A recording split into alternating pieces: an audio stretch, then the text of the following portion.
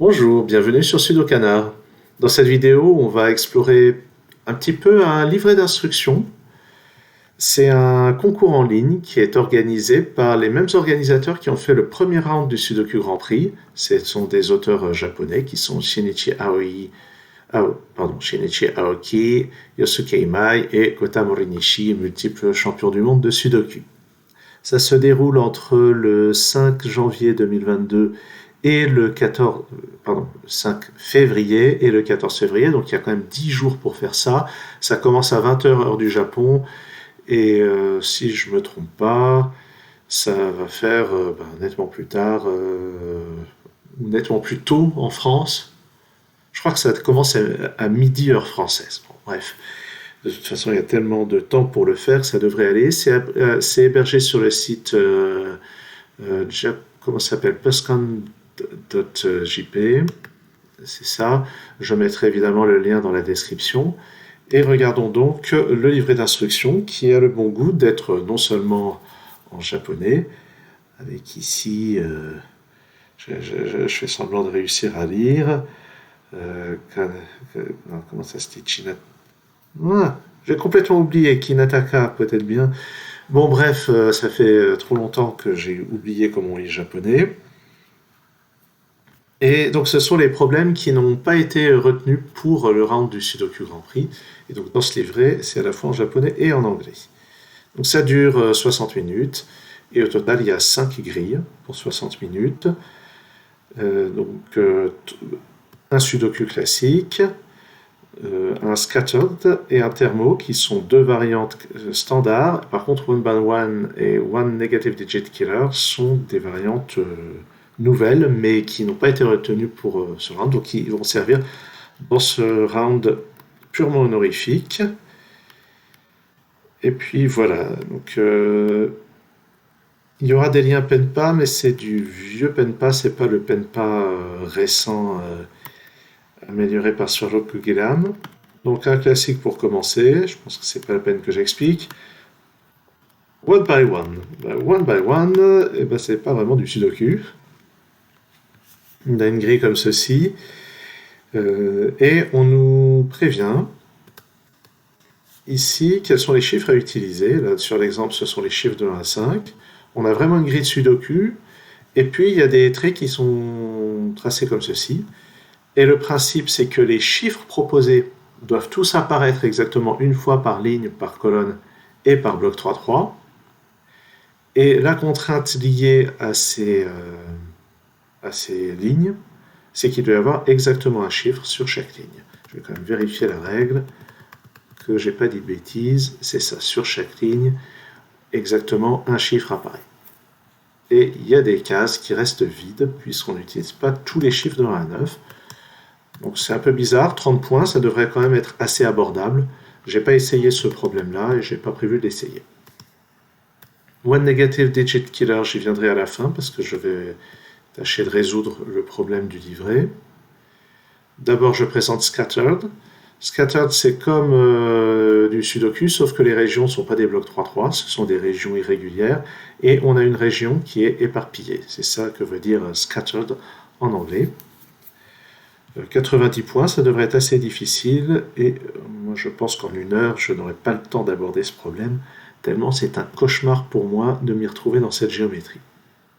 Enfin, à 100 points, thermo-sudoku, ça par contre c'est une variante que j'aime beaucoup. Le long d'un thermomètre, les chiffres augmentent strictement en partant du bulbe. Et on a des thermomètres qui branchent comme ceci, ce qui fait qu'on a un thermomètre en ligne droite ici, mais on a aussi un thermomètre partant de ce bulbe et qui bifurque là, et un autre qui bifurque là. Vous pouvez voir sur la solution, 1, 3, 4, 5, ça augmente strictement, 6, 7, ça continue d'augmenter. Après ce 5, on peut partir ici, ça fait 7, 8, ici ça fait 8, 9. À chaque fois, ça augmente strictement le long du thermomètre. Et évidemment, j'ai présenté cette variante un certain nombre de fois sur la chaîne. On va aller voir maintenant le numéro 3, seulement 60 points, One Negative Digit Killer. Donc on a les règles habituelles du Sudoku, et puis on a des cache killers qui obéissent presque comme d'habitude aux règles du killer Sudoku. La règle usuelle, c'est que au sein d'une même cage, les chiffres sont tous différents. Par exemple, ici, on voit 1, 2, 3, 4, 6, 8. Et d'habitude, le nombre qui est écrit dans le coin, c'est la somme des chiffres dans la cage. Sauf que là, il y a une petite variante, c'est qu'il y a un chiffre. Et dans ce problème, si je comprends bien la solution, c'est le 3, qui va être compté en négatif à chaque fois. C'est-à-dire que tous les autres vont marcher normalement. Là, 4 plus 2, ça fait bien 6. Ici, 2 plus 7, ça fait bien 9. Par contre, là-dedans, 5 plus 2 plus 3, ça fait pas 4, ça fait 10. Mais ce 3 est compté avec un signe moins, ce qui fait qu'on effectue 5 plus 2, 7, moins 3, 4. Et donc ce chiffre, à chaque fois qu'il est dans une cache killer, ici le chiffre 3 est compté en négatif. Par exemple ici, moins 3 plus 2 plus 1, ça fait 0. Ici, moins 3 plus 2, ça fait moins 1. Et ainsi de suite. Et ce que je vous propose, c'est de résoudre ce problème-là. Donc la première partie, ça va être de trouver quel est le chiffre qui est compté négativement. Et ce qui est sûr, c'est qu'il y a des endroits ici où on ne pourra pas avoir de chiffre compté négativement. Tous les endroits où il y a un nombre supérieur ou égal à 10 avec deux chiffres, ça peut être que le fruit d'une somme, ça ne peut pas être compté en négatif. Et notez que là non plus. Le 9 non plus. Si vous soustrayez deux chiffres, ça ne fera pas 9. Ce qui veut dire que c'est celui-là, et on va pouvoir savoir combien c'est. Donc c'est assez décevant cet exemple. On va tout de suite savoir de quel chiffre il s'agit. La somme de ces cages fait 42, et la somme de tout le bloc 3-3, c'est 45, d'après un célèbre secret. Ce qui fait que par soustraction, ici c'est un 3, et on sait maintenant que c'est le 3 qui sera compté négativement. Un grand classique du killer sudoku et du kakuro, 23 avec 3 chiffres, c'est forcément 6, 8, 9. Donc là-dedans, comme le 3 est compté négativement, pour arriver à 0, c'est forcément avec 1 et 2. Donc j'ai un ici, le 2 ne peut pas venir là, donc ça c'est un 3. On sait que là-dedans on a un 3, et pour arriver à moins 1, ça veut dire qu'on retire... on retire 3, donc on ajoute 2. Le 3 est là, le 2 est là. Et je vais de nouveau utiliser le secret. Là-dedans, j'ai 32, 37. Pour arriver à 45, ça c'est un 8. Et notez que ce 12, sans utiliser le 8 ni le 3, c'est forcément 5 plus 7. Les deux autres, il y a un 9 quelque part, 4 et 6 de l'autre côté. On verra. Oula, j'ai supprimé le 9 au lieu de supprimer le 8. Les trois cases qui sont là, c'est forcément 4, 5, 7. Ah, ça, c'est pas un 7, il y en a déjà un dans la colonne. Ça, c'est ni 5 ni 7, donc c'est un 4. Donc ça, c'est 5, ça, c'est 7. Ça plus ça doit faire 14. Il y a déjà un 5 ici, donc c'est forcément 6 plus 8. Il y a un 6 dans cette colonne. 3 comme somme de 3 chiffres, c'est pas possible. Donc il y a forcément le 3 qui est compté en négatif. Et puisqu'on a retiré 3 au lieu d'ajouter 3, ça veut dire que le vrai total, c'est 9. On aura deux chiffres dont la somme vaut 6, et on retire 3 au lieu d'ajouter 3. Donc bref, les deux autres chiffres ont une somme de 6. Ça peut pas être 2 et 4, donc c'est 1 et 5. Donc les trois chiffres ici, c'est 1, 3 et 5. Le 3 ne peut pas être là. Dedans, on sait que le 3 est par ici. Il peut être là avec un 8, ou bien il peut être ici avec un 9. Je ne suis pas trop renseigné. Par contre ici, 3, donc ça veut dire que la somme des deux autres chiffres vaut 7. Ça peut pas être 3 et 4. Ça peut pas être 6 et 1 parce qu'il y a déjà un 6 tout en haut de la colonne, donc c'est 2 et 5. Ça veut dire que ça c'est un 1, on en déduit que ça c'est un 5, ça c'est un 3. On complète la colonne avec un 5 et un 9. Le 5 n'est pas ici, il y en a déjà un dans la cage, dans le bloc plutôt. Ici, ça doit être 4 et 6. La somme de ces deux-là doit faire 10. Si j'essaye de retirer 3, jamais la somme des deux autres fera 17. Puis de toute façon, il y a un 3 ici. Donc, Ah non, attendez, ça vaut 8 ou 10, donc on sépare encore ici.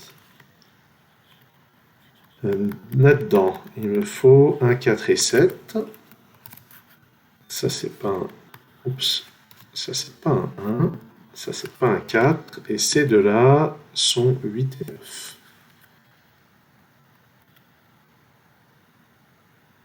On doit se demander sur cette ligne où va aller le 3. Et on sait à cause de ça qu'il n'est pas là. Donc, il est là-dedans.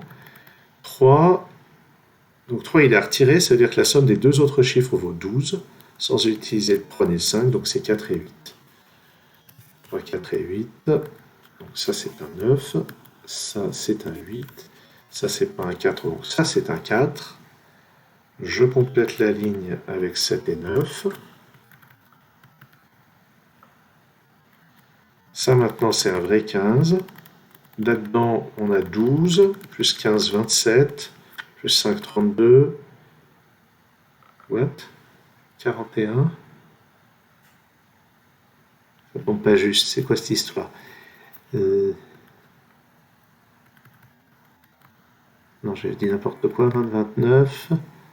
29 plus 15, 44, donc ça c'est un 1. Oui.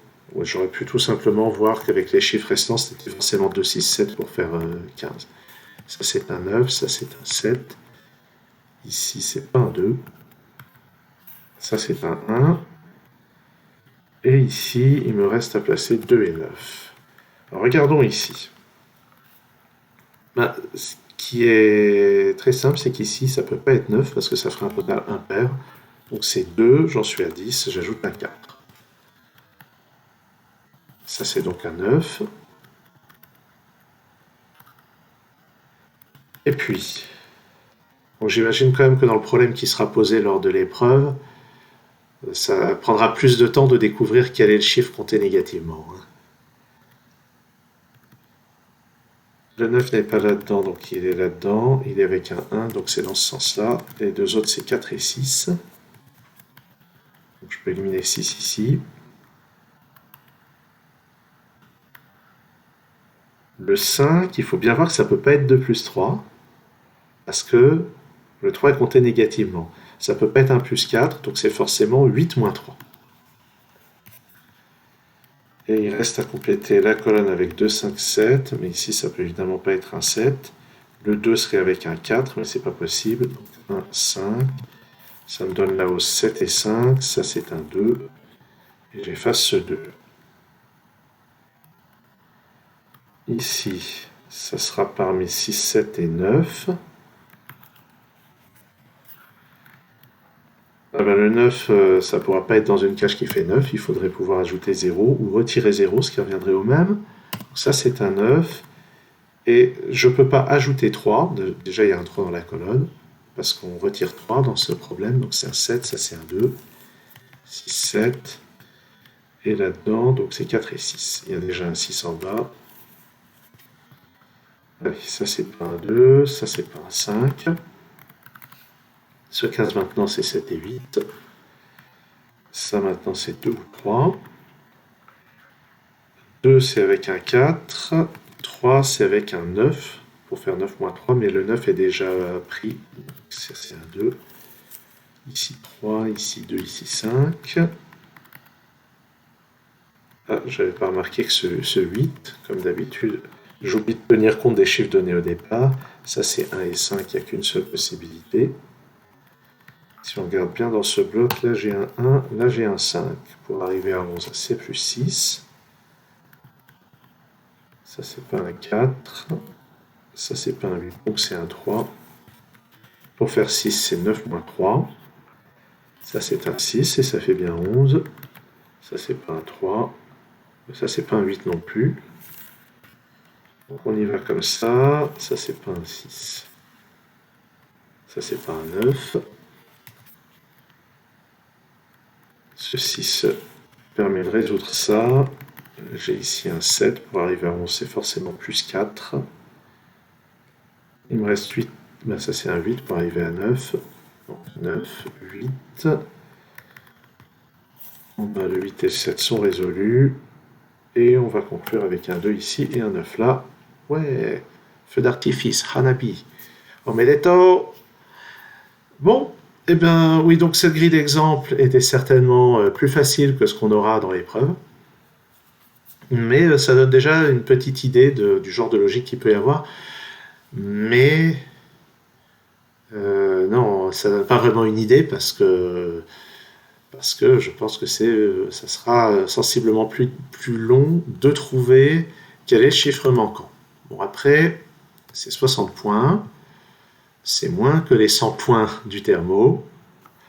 Il y aura juste une heure pour faire ça. Bon, en tout cas, si les problèmes me plaisent quand je participerai à ce concours, je ne manquerai pas de faire une vidéo de débriefing après coup. Merci d'avoir suivi cette vidéo et à très bientôt sur Sudokanar. Et